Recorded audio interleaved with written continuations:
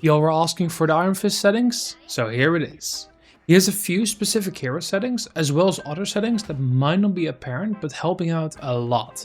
I'm gonna go through all of them and explain why you should or shouldn't use specific settings. You can check the timestamps to skip ahead if you want. At the end of this video, I'm also gonna show you a super secret setting that I can't wait to share with you guys. It'll make you win so many more games on Iron Fist, it's crazy that most people haven't caught on yet. To get to the settings, you first press escape, go to settings and then the keyboard. Click on all heroes and then select Iron Fist to ensure you can see his hero specific settings. First we have hold to climb. It's called climb, but that's not what it actually does. It's actually referring to the wall run, as climbing is a different thing. Climbing is when you hold W while wall running, which allows you to go up diagonally. This is not what the setting changes. The setting changes wall running so that you stop doing it the moment you release the jump key. I think it's better to have this on, as it means you can more quickly start and stop wall running. If you have the toggle on, you would have to press jump again just to stop doing it, which just takes more time. So I strongly suggest keeping this on. Inverse climb is an incredibly divisive setting. Let me explain how it works with this toggled off first.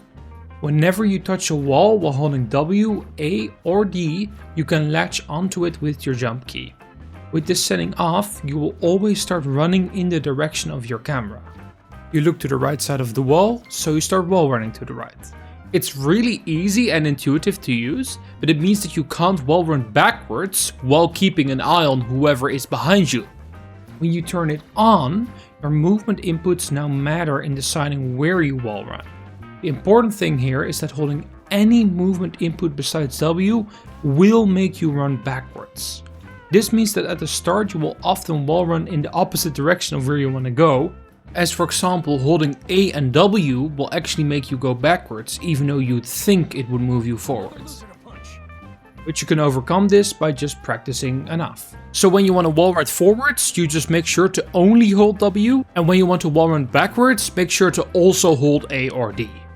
This means that with enough practice, you can always decide what direction to wall run in, regardless of where you are facing. So I strongly suggest leaving this on and just getting better with it as you go. Display attack range is a really silly setting for Iron Fist. It changes the enemy to be slightly more red when you are in distance to hit them. The issue is that it's talking about the actual physical hitbox of your punches and not the range of the dash on your primary fire. So it only shows up when you're only a meter or two away. But the dashes on your primary fire are like 6 meters and are shown with a yellow indicator, so this setting is effectively useless as you already know you're in range at that point. It doesn't really obstruct my vision either, so I keep it on, but you can keep it off if you want. It really doesn't matter. A very niche but specific setting that could help you is putting scroll wheel on jump as well. After you dash upwards with shift, you get a lot of momentum, and if you time your jump to when you hit the ground, you can retain some of that momentum for a bit. The issue is that if you do it too early, you will use a double jump instead, which completely kills your momentum.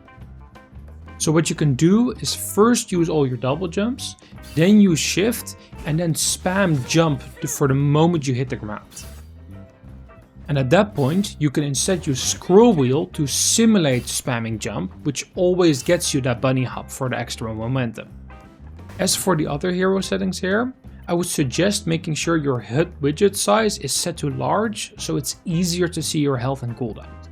Also, turn on allied health bars, as it's just more information that could help inform your decisions, knowing if your teammates need help or not. I also think it's really important to keep communication up with your team, so I made sure to bind some of my most important pings to keybind so I can access them quickly. I still have the normal ping wheel via the ping button on the middle mouse button, but I use these when I really need to. So X is because I'm from Overwatch and that's the default, but this is I need healing, it's incredibly important. Pings your healers, lets them know you need healing, makes it easy for them to spot you, will probably get you saved a lot. And now the big important part, I also have thank you bound. It's just a simple little thanks, but it makes sure your teammates are happy and don't get salty when you keep asking them for heals.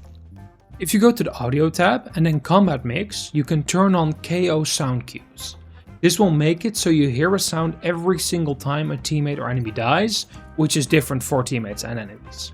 A lot of the time you won't have the time to look around to see how the teamfight is going, so this can help you figure out whether to fight or flee because you already know how many people died on both sides. For my sensitivity, I have it at 1.15 with 1600 dpi. This is exactly the same as having it at 2.3 with 800 dpi or 4.6 with 400 dpi. I'd really recommend turning off mouse smoothing and mouse acceleration, as it just makes it harder for you to build muscle memory and actually get good aim. And yes, you do need some aim on him, okay? I know. That said, he doesn't really require that precise of an aim, but what he does really need is a high enough sense in order to be able to keep tracking the enemies. As you keep dashing around them and keep being in their face, they actually move really fast, relatively speaking. So I'd always suggest keeping it on the higher side of sense for sure for this guy. In terms of volume, I think it's really important to make sure your music volume is at least slightly low and to make sure to have your sound effects maxed out for sure, as you really want to be able to hear the abilities pop and the ult pop. In terms of my normal display, I just have everything as low as possible because I just want as much FPS as possible. I also have VSync off and I'm on full screen to get less input lag. You might have already noticed, but I don't use a crosshair on Iron Fist. Let me explain why. There is already a yellow indicator on enemies if you're in dashing range for your primary fire, and all the crosshair does is make it harder to spot that indicator. It also makes it harder to see the enemy models, which makes it harder to see animations for abilities that I would like to block with my secondary fire. It even makes it harder to hit the subscribe button, which I would appreciate. I suggest either having it off completely or having a very small unobstructed reticle. As for your shift usage, it doesn't really go from your camera, but instead of from where your hero is, so it's better to put the enemy in front of Iron Fist instead of in front of your crosshair. Which also means your crosshair is almost actively hurting you. I made this crosshair by putting everything at 0, but as long as your opacity for everything is 0, then it should be good. To be clear, I do use a crosshair for my other heroes, which is a pretty simple green one, as green is easy to see. So what was that super secret setting I was talking about earlier? First, you're going to go to the keyboard tab. And in there, click on the UI tab.